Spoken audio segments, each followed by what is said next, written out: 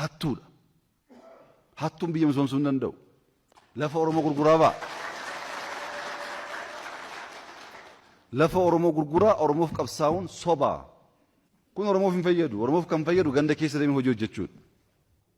Yeroo rakkatu, yeroo hidhamu, yeroo biyyaa ari'amu abbaa qabeenyaa Oromooti. Yeroo biyyatti deebisnee hojii hojjedhu jenneetti laannu Oromoo saama. Daandiin sila ka'aa ture baay'een isaa kan hojjetamu Oromoodhaani. Yeroo rakkatanii Oromoo waan ta'aniif rakkanneedha. Oromoo waan ta'aniif hidhamneedha. Kottaa hojjedhaa jennee gaafa hojiitti laannu Oromoo qorqanii, Oromoo irraa nyaatanii hojii waggaa 2-3 dhumu waggaa 10 teechisu. Tokko rakkinni keenya abbootii qabeenyaa maqaa Oromootiin daldalanidha.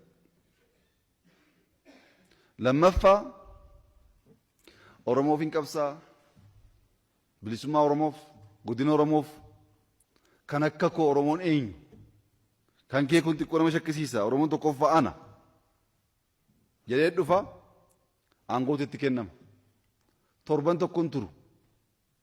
Xiyyeeffannaan isaa karabaatii isaa, xiyyeeffannaan isaa nyaata isaa, obboleessa isaa, eessuma isaa.